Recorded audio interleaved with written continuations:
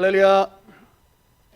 어둠의 밝은 빛을 비춰주시며 우리의 작은 신음소리까지 응답해 주시는 사랑과 긍휼의 주님을 찬양합니다. 오늘 모든 원근각처에서 주님의 은혜를 사모하여 나오신 여러분들에게 은혜의 성령께서 역사해 주셔서 이사야 41장 10절에 약속의 말씀이 성취되시길 바랍니다. 우리 이사야 41장 10절 말씀 한번 같이 읽겠습니다. 시작. 두려워 말라, 내가 너와 함께함이라. 놀라지 말라, 나는 내 하나님이 됨이라. 내가 너를 굳세게 하리라. 참으로 너를 도와주리라. 참으로 나의 의로운 오른손으로 너를 붙들리라. 아멘. 우리 하나님께서 우리와 함께 하셔서 모든 두려움과 어둠이 물러가고 하나님의 의로운 오른손이 저와 여러분을 꽉 하고 붙잡아 주시는, 세상 어떤 파고가 밀려와도 하나님의 강력한 손으로 저와 여러분을 붙잡아 주시는 은혜와 축복의 예배 시간이 되시기를 주님 이름으로 축원합니다. 하나님께서 우리 인류에게 주신 가장 귀한 보물이 있는데, 그럼 그 가장 귀한 보물이 무엇인지 아십니까? 바로 하나님의 성경 말씀입니다.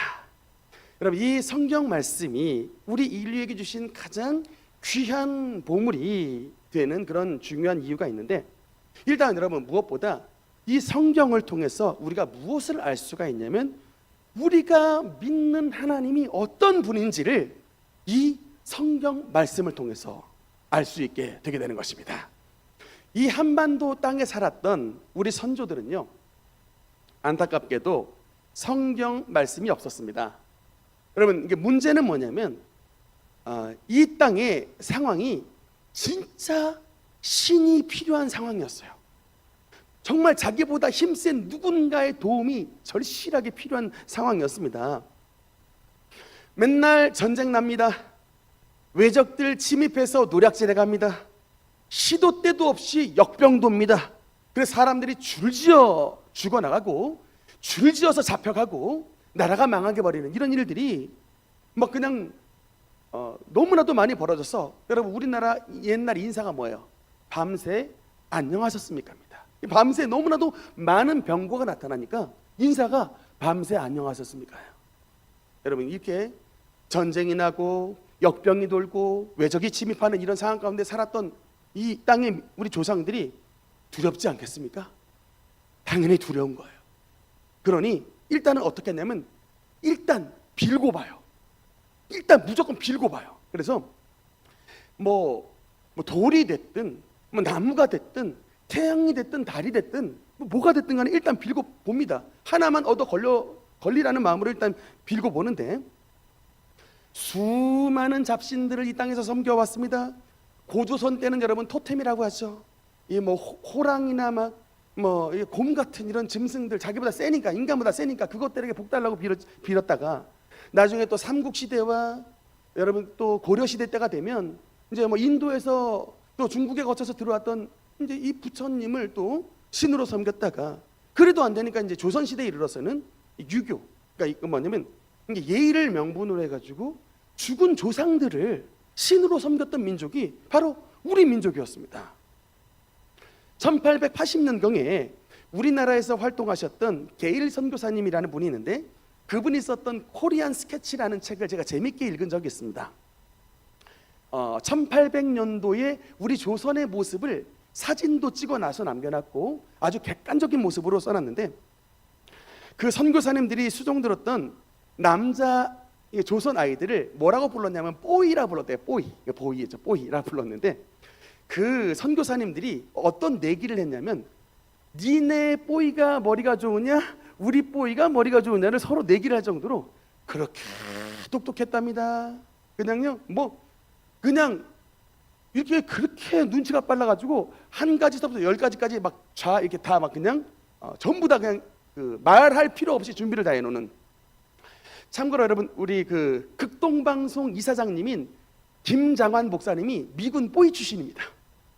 미군 그야말로 그냥 시다했던 뽀이였다가 너무 똑똑한 거예요. 미군이 봤을 때 6.25 전쟁 때 1950년에 그 미국의 군인들이 들어왔는데 너무 똑똑하니까 그 뽀이였던 김장환 학생을 미국으로 데리고 가가지고 이제 거기서 신학교 졸업시키고 대학원 졸업시키고, 그래서 그 자비로 다 시켰어요.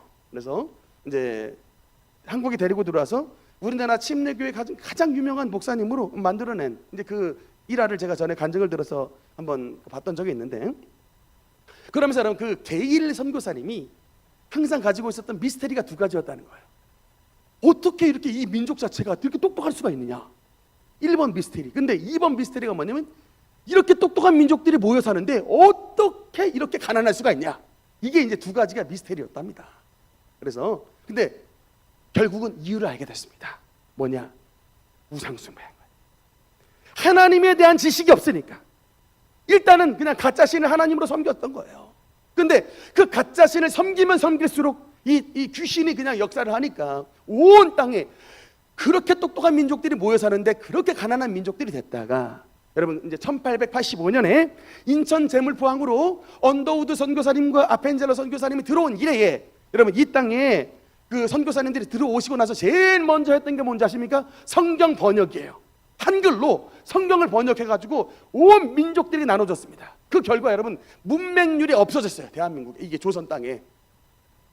글을 다 보게 된 거예요. 성경 덕분에 다 글을 보고 다 이제 지식 수준이 올라가고 이게 문맹이 떨쳐져 버리고. 그래서 여러분 130년이 지난 지금 어떻게 됐습니까? 상전벽해예요. 그게 여러분 지금 뭐 조선의 우리나라 이야기 같습니까? 머나먼 옛 이야기 같죠? 옛날에 여러분 세계 150개국 가운데 6.25 때만 해도 세계 150개국 가운데 148위예요. 우리 GDP가. 세계에서 꼴찌 2등 3등 했던 나라가 우리 조선이었습니다. 근데 여러분 지금 어떻게 됐냐? 세계 200개의 나라 가운데 세계 랭킹 10위입니다. 선진국이에요. 여러분 이게 갑자기 정규에서 꼴등하던 애가 갑자기 정규 10등으로 올라서면 그게 여러분 그게 우연한 일입니까?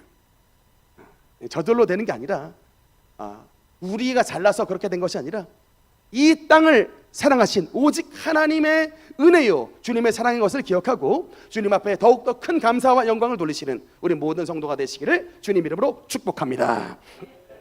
성경이 또한 우리에게 너무나도 중요한 보석과 같은 책인 또한 중요한 이유가 뭐냐면, 이 성경 말씀을 통해서 우리 인간의 존재가 어떤 존재인 것을 명확하게 말씀해 주는 것입니다. 여러분 그 공부를 좀 하신 분들은 알아요.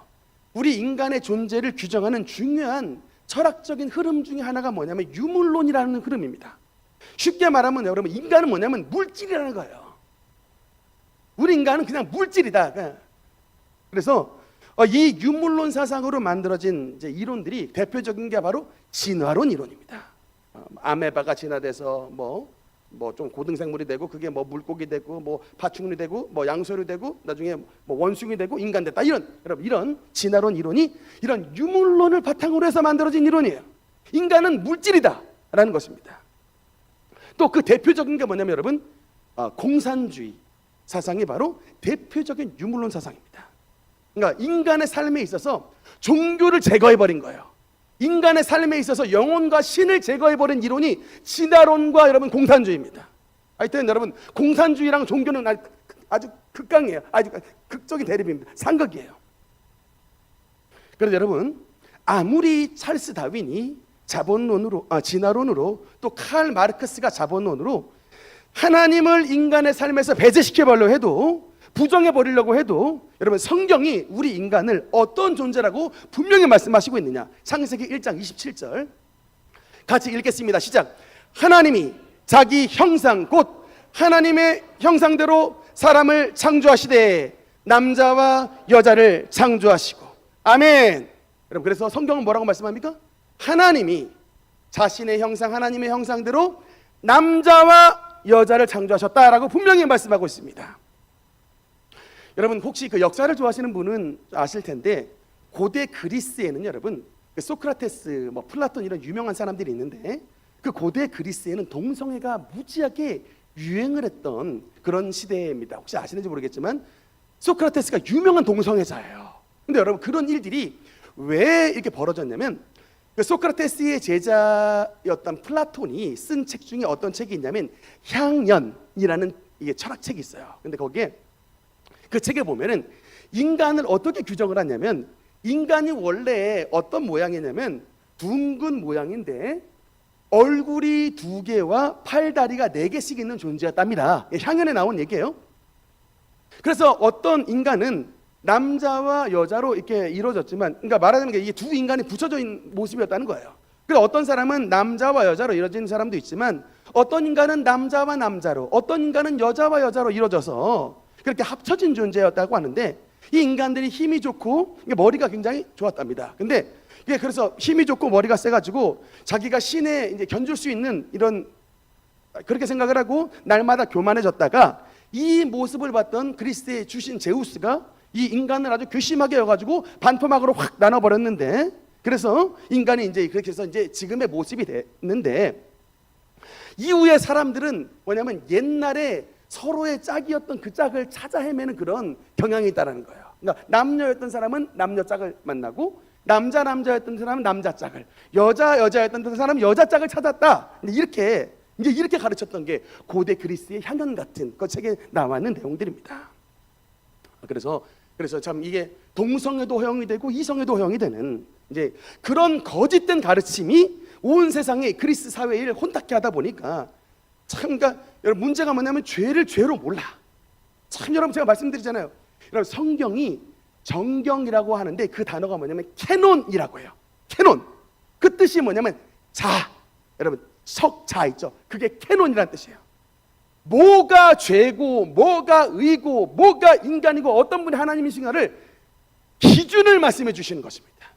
성경이 여러분 저와 여러분의 삶에 기준을 제공해 주시기 때문에 너무나도 귀한 것입니다. 여러분 동성애에 대한 성경의 입장은 명확합니다. 여러분 로마서 1장 27절, 로마서 1장 27절 읽겠습니다. 시작. 그와 같이 남자들도 순리대로 여자 쓰기를 버리고 서로 향하여 음욕이 부릴 듯하며 남자가 남자와 더불어 부끄러운 일을 행하여,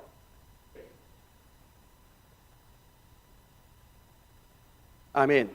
여러분 이게 로마서 1장 17절에 남자가 남자와 더불어 부끄러운 일을 행하여 그들의 그릇됨에 대한 상당한 보응을 받았다. 간단하게 말하면 뭡니까? 동성애는 하나님께서 뭐라고 말씀합니까?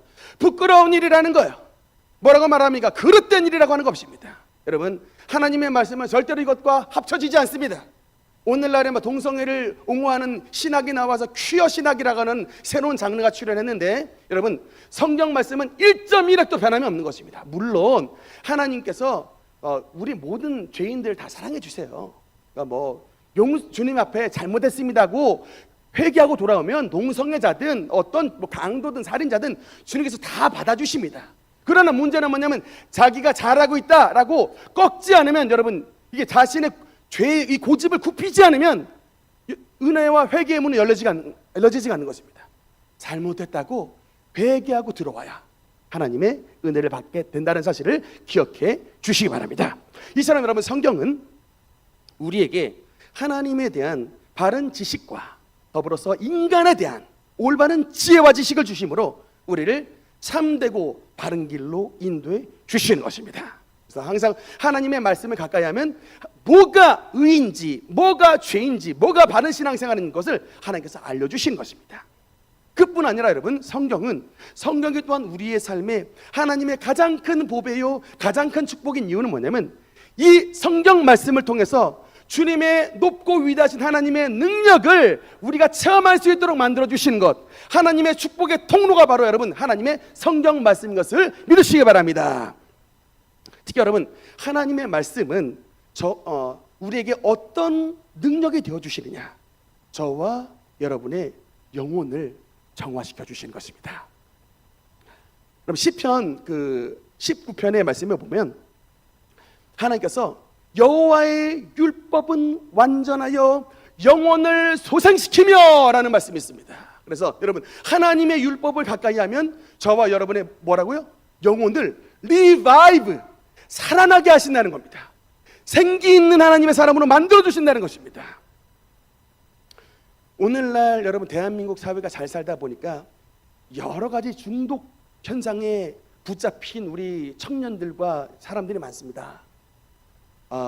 여러분 그래서 옛날부터 우리 사회에 도박 중독자들 많이 있었지만 요새는 게임 중독 걸린 애들도 굉장히 많이 있고, 심지어는 여러분 요새 마약 중독에 걸린 아이들도 굉장히 많이 있습니다. 우리 대한민국은 더 이상 마약 청정국이 아니라고 합니다. 인터넷에서 피자 시키는 것처럼 그냥 편하게 얼마든지 구할 수 있는 나라가 되어버렸다. 참 여러분 비극인데, 그러니까 요새 광고 나오죠? 시작과 동시에 끝이다라는 광고가 나옵니다. 마약 시작과 동시에 끝 나와요. 하여튼 인생이 끝장나기 때문에 절대 손을 대지 말라고 말하는데, 여러분 그래도 여러분 복음의 능력이 뭐냐면 그 끝장나 버릴 것 같은 인생을 하나님께서 소성시켜 주신답니다. 우리의 영혼을 살려 주신답니다. 우리의 영혼을 다시 회복시켜 주신답니다. 여호와의 율법은 완전하여 영혼을 소성시켜 주신다. 우리 그 기독교 사회에 유명한 교부 가운데 어거스틴이라고 하는 유명한 초대 교부가 있습니다. 이 어거스틴이 쓴 유명한 책 중에 하나가 뭐냐면 이게 참회록이라고 하는 책인데, 그 책에 자신의 이야기가 써 있어요. 자신의 과거를 회개하는 모습이 써 있는데, 여러분 일단 이 어거스틴이 유명한 것이 뭐냐면 육신의 정욕에 굉장히 깊이 잠긴 사람이었습니다. 오죽이나 하면요 10대 때에 19살에 아들을 낳았어요. 아들의 이름이 써 있습니다. 아레오다투스라는 아들을 낳을 정도로 어지간하게 난잡하게 살아도, 어지간하면 10대 때에 이게 막 그 아이들을 그러고 보니 요새 현대판 뭐 고딩 엄마 같은 그런 상황인 것 같은데, 어쨌든 이렇게 19살에 사생아를 낳을 정도로 굉장히 유교에 빠진 사람이었고, 또 이게 종교적으로도 굉장히 좀 이단 종교에 심취해가지고 점성술을 믿었던 사람이었습니다.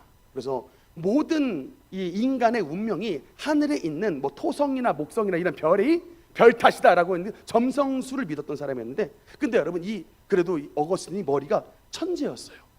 그래서 이 참회록에 보면은 하나님 앞에 뭐라고 컨페스를 하냐면 이렇게 고백이 나옵니다.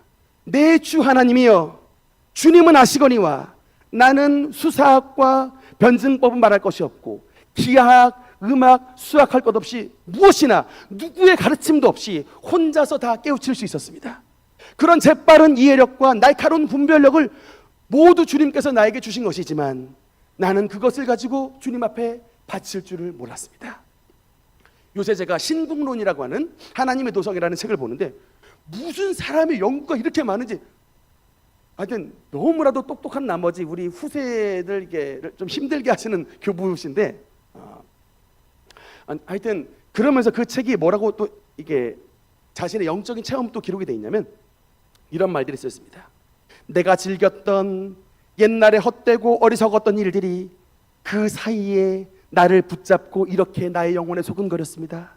이제 귀신이 소근거린 거예요. 우리를 아주 떠날 작정인가? 이젠 그대와는 그만이란 말인가? 그만한 이유가 있는가? 계속해서 그 옛날에 살았던 자신의 헛되고 어리석었던 일들이 자꾸 자기 영혼에게 그렇게 말을 하는데, 이렇게 어떻게든 이제 예수님을 믿고 난 다음에 죄를 끊어버리려고 했는데 자신의 죄악에 대해서 좌절을 겪는 중에 이제 맨 마지막에 이렇게 고백을 하는 파트가 나옵니다. 나는 무화과 나무 아래에 앉아 주저앉았다. 눈물이 강둑이 터질 듯 쏟으면서 대성통곡을 하며 그리고 연거푸 외쳤다. 주여, 어느 때까지 나에게 분노하겠습니까? 제발 나의 죄대로 갚지 마옵소서. 내 죄가 언제쯤 끝나겠습니까? 내일입니까? 어찌하여 지금 당장은 끝날 수 없나이까? 그 사이 내 마음이 산산조각이 되어 울고 또 울었습니다. 이때 뜻밖의 이웃집에서 들려오는 소리가 있었습니다. 소년인지 소녀인지 분간하지 못했지만 연이어 이런 노래를 불렀습니다. 집어들고 읽어라, 집어들고 읽어라, 어서 읽어라. 톨레레게, 톨레레게.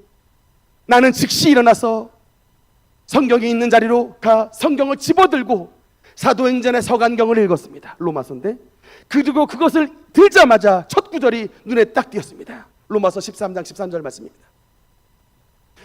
낮에와 같이 단정히 행하고 방탕하거나 술 취하지 말며 음란하거나 호색하지 말며 다투거나 시기하지 말고 오직 주 예수 그리스도로 옷 입고 정욕을 위하여 육신의 일을 도모하지 말라. 나는 더 이상의 말씀을 읽지 않았고 또 그럴 필요도 없었습니다. 그 순간 하나님의 말씀이 칠흑 같은 어둠의 내 마음을 거치고 들어와 기쁨과 감사가 넘쳐나게 되었기 때문입니다. 여러분, 그 어거스틴이 하나님의 은혜로 말미암아 성경 말씀 로마서 13장 13절 14절 읽다가 그의 모든 중독증이 끊어져 버렸던 것입니다. 그 이후로 탕자 어거스틴이 성자 어거스틴으로 변화가 됐던 것입니다. 이것이 바로 하나님의 말씀의 능력인 것입니다. 그러니까 우리가 우리 자식들 너무 속삭여가지고 여러 가지 막 별의별 일들 다 하시는 분들 많은데, 여러분 초대 교부 어거스틴이 하나님의 말씀의 능력으로 말미암아 탕자였던 지난날의 모든 삶을 끊어버리고 하나님의 의인으로 변화가 되고 성자로 세워졌던 것이 바로 하나님의 말씀의 능력이라는 것을 기억해 주시면서 하나님의 말씀으로 여러분의 삶을 새롭게 하시는 우리 모든 성도들 되시기를 주님 이름으로 축원합니다. 두 번째, 여러분 하나님의 말씀은 우리에게 어떤 능력을 주시느냐? 하나님의 말씀의 능력으로 저와 여러분의 삶 가운데 있는 모든 병을 치유해 주시는 그 능력이, 치유의 능력이 바로 하나님의 말씀의 능력이라고 분명히 선포하고 있는 것입니다. 콩고 선교의 아버지라는 분이 그 선교를 하시는데, 선교사님들이 선교 현장에 나가면요, 여러분 이게 보통 일이 아닙니다. 우리 지난번 작년에도 11월 12월 달에 우리 조선 선교 이야기, 여러분 제가 거의 한 달에 걸쳐서 말씀을 드렸습니다만, 그 조선 땅에 오셨던 선교사님들이 선교하다가 어떤 일을 당하셨냐면, 여러분 그 헤론 선교사님은 오시자마자 그 한 3년 만에 의사인데 본인이 이질 역병에 걸려가지고 돌아가셨어요. 그래서 그분 묻다가 지금 그분을 최초로 묻었던 자리가 바로 양화진 선교 자리입니다.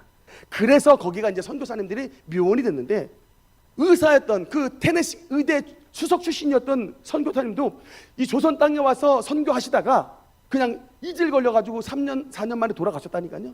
이런 일들이, 그래서 선교는 목숨을 걸고 하는 일들입니다. 근데 이 콩고 선교의 아버지였던 그 목사님이 선교를 하시다가 몸에 어떤 질병이 생겼냐면 간암 말기 간암이 생겼던 거예요. 간암 말기 병이 생기면 복수가 막 이렇게 차오르고요, 눈이 막 황달이 되고, 그래서 이제 그야말로 이제 몸 거동을 제대로 못하기 때문에 죽을 날을 기다리고 있었답니다. 근데 이제 그 사모님한테 이제 그 목사님이, 여보 내가 죽기 전에 한 가지 소원이 있다고. 그래서 어떤 소원이냐 했더니, 지금 볕이 쫙 비치는 곳에 좀 침대를, 볕이 잘 비치는 곳에 그 침대를 좀 옮겨가지고 그 볕을 좀 쬐게 해달라고 이렇게 부탁을 해서, 그 선교사님이 이제 그 볕이 쫙 드는 곳에 침대에 누워서 이제 그래 기도를 했답니다. 하나님, 그래도 이렇게 나를 이날이 때까지 지켜주시고, 비록 간암에 걸렸지만 하나님의 말씀을 증거하는 이런 선교사로 살게 하심을 감사합니다. 이렇게 이제 기도를 드리는데, 그때 이렇게 성경 말씀을 착 폈는데 우연하게 베드로전서 2장 24절의 말씀이 딱 펴지더랍니다. 베드로전서 2장 24절 말씀, 우리 한번 그 선교사님이 읽었던 말씀 한번 보겠습니다. 시작. 신이 나무에 달려 그 몸으로 우리 죄를 담당하셨으니 이는 우리로 죄에 대하여 죽고 의에 대하여 살게 하려 하심이라. 그가 채찍에 맞음으로 너희는 나음을 입었나니. 아멘. 이 말씀을 읽는데 갑자기 마음속에 이 말씀을 딱 읽고 있는데 주님의 음성이 쫙 들리더랍니다. 사랑하는 아들아, 지금 네가 읽었던 그 말씀에 무엇이라고 쓰여 있느냐? 친히 나무에 달려 그 몸으로 우리 죄를 담당하셨으니 이는 우리 죄에 대하여 죽고 의에 대하여 살게 하려 하심이라. 그가 채찍에 맞음으로 너희는 나음을 입었나니. 이렇게 말씀하고 있지 않느냐? 아들아, 내가 너와 너희 모든 병자를 치료하기 위하여 십자가에 달리기 전 39대의 채찍을 맞음으로 내 등이 갈갈이 찢어졌느니라.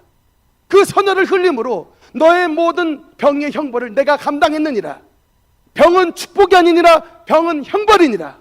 그 형벌의 값을 내가 다 당했고 그 값을 다 지불했는데 너는 어찌하여 지금도 그 형벌을 그대로 받고 있느냐. 예수의 이름 붙잡고 기도하고 물리치라. 갑자기 이 침상에서 하나님의 말씀이 마음속에 딱 임하더랍니다. 그래서 또 급히 부인 사모님을 불렀대요. 여보 나 좀 이렇게 세워주세요. 왜 그러세요 목사님? 나 지금 나았어. 여보 지금 배가 남산만에 지금 불러있고 지금 눈이 황달인데 무슨 나았다고 그래요? 아니야, 나 지금 하나님의 응답 받았어. 나았어. 나 지금 믿음대로 일어날 거야. 나 좀 이렇게 세워줘. 이렇게 너무나도 이제 강력하게 말하니까 이 사모님이 이 목사님을 이렇게 선교사님을 이렇게 세웠는데 한 발자국 천천히 한 발자국 이렇게 걷기 시작했는데 그러면서 여러분 하루가 이틀이 되고 이틀이 사흘이 되고 사흘이 일주일이 되고 그러면서 몸에 그렇게 가득히 찼던 복수가 조금씩 빠져나가기 시작하면서 또 그렇게 눈이 샛노랬던 황달이 조금씩 흰 색깔로 돌아오게 되면서 결국은 그 선교사님이 몇 달 있다가 완치 판정을 받게 되었답니다. 그래서 여러분 콩고 선교의 아버지가 됐다니까요. 유명한 간증입니다. 여러분 이게 뭐냐면 하나님의 말씀의 능력은 저와 여러분을 살리신다고 분명히 말씀하시는 것을 믿으시기 바랍니다. 그래서 여러분 이게 믿음은 선택이에요. 이게 내가 참 이제 침상과 병상에 누웠을 때 아픈 현장에 내가 무엇을 하느냐가 여러분 굉장히 중요합니다. 대부분 아픈 사람들이 뭐예요? 침상에 누워서 뭐 할까요? 신세한탄합니다. 그리고 또 짜증 부립니다. 조금만 간호 못 해주면 식구들한테 짜증 부리고 또 막 요양하시는 그분들에게 짜증 부리고 간호사한테 화내고 여러분 막 의사 선생님한테 화내고 자꾸. 근데 여러분 이게 중요한 게 뭐냐면 이런 어려움의 현장일수록 내 믿음이 얼마나 진실한가를 믿어야 돼요. 그러니까 정말 내가 치유의 주님을 믿는다면 내가 진짜 병에 걸렸을 때 얼마나 끝까지 예수 이름을 믿을 수 있는 믿음이 나에게 있느냐라고 하는 것입니다. 이렇게 말기암에 걸렸던 이런 백적간대에 서 있을 때에 얼마나 하나님을 붙잡고 그 믿음으로 나아갈 수 있느냐는 것입니다. 여러분 특히 제가 한 가지 팁 말씀을 드리면요, 하나님의 말씀을 이게 읽을 때 그냥 읽어서는 안 돼요. 이 말씀을 읽을 때 좀 깊이 묵상하셔야 돼요. 제가 코스별 성경 읽기를 하면서도 여러분께 조금 약간 좀 바꿔야 된다고 생각하는 게 뭐냐면, 코스별 여러분께 좀 이렇게 과제를 드렸더니 어떻게든 그냥 일동만 하려고 그냥 읽는데 막 바쁘세요. 그냥 어떻게 그냥 일동만 해보려고 그냥 목표 달성하려고 막 스티커 붙이는 재미에 그냥 막 붙이시는 분인데, 뭐 지난번까지는 그렇게 하셨더라도 올해 읽기는 좀 바꾸셔야 되는데, 여러분 이게 좀 뭐냐면 깊이 읽게 읽는 거예요. 마치 여러분 소가 되새김질을 하듯이, 소는 위가 4개라고 하잖아요. 계속 첫 번째 위에서 또 뱉었다가 씹고 두 번째 위로 보내고 그걸 또 올렸다가 세 번째 위로 보내고, 이게 바로 묵상이라는 의미예요. 되새김질하다. 하나님의 말씀을 계속해서 씹고 또 씹고 해서 우리 속에 넘기는 것입니다. 저는 이것을 약간 요새 말로 말하자면 모나리자 기법이라고 말해요. 여러분 게임 중에 모나리자 이거 있잖아요. 이게 뭐냐면 태초에 하나님이 천지를 창조하시니라, 이 말씀을 읽을 때 이렇게 읽으라는 거예요. 태초에 하나님이 천지를 창조하시니라. 그 다음에 두 번째는 태초에 하나님이 천지를 창조하시니라. 포커스를 다르게 두는 거예요. 태초에 하나님이 천지를 창조하시니라. 태초에 하나님이 천지를 창조하시니라. 이렇게 뜯어서 보라는 거예요. 그러면 여러분 이때의 미닝이 달라진다니까. 야, 천지를 창조하셨어? 와, 하나님이 창조하셨어? 와, in the beginning and arche, 태초에 창조하셨어? 또 하나님이 창조하셨어? 의미가 미닝이 바뀌게 되는 것입니다. 그렇게 소화시키는 거예요. 이해되시겠습니까? 여러분 이렇게 말씀을 가까이 읽다 보면 우리가 말씀을 읽다가 그 말씀이 우리에게 어떻게 되냐면 하나님의 성령의 음성이 돼가지고 그 말씀으로 우리 사람을 근데 말씀해 주시는 것입니다. 그래서 아까 그가 채찍에 맞음으로 너희는 나음을 입었나니, 이렇게 하나님께서 말씀을 주시는데, 여러분 특히 예레미야서 23장 29절에 보면 여러분 이게 하나님의 말씀이 임할 때 우리에게 나타난 현상이 예레미야가 경험했던 바가 정말 그렇습니다. 예레미야 23장 29절 한번 읽겠습니다. 시작. 여호와의 말씀이니라. 내 말이 뿔같지 아니하냐, 바위를 쳐서 부스러뜨리는 방망이 같지 아니하냐. 여러분 이거 말씀입니다. 그냥 우리가 읽었던 말씀이 하나님의 레마, 선포된 말씀이 되면 마치 섭을 태우는 불처럼, 바위를 쳐서 깨뜨려버리는 방망이처럼 하나님의 말씀이 우리 심령 가운데 엄청난 파워로 나타나게 되는 것입니다. 그래서 그 말씀이 그가 채찍에 맞음으로 너희는 나음을 입었느니라 그러고 하면서 갑자기 하나님의 말씀의 방망이가 우리 속에 들어오셔서 병마를 깨뜨려버리는 것입니다. 모든 병기를 불살라버리는 것입니다. 이런 말씀의 역사가 나타난다고요.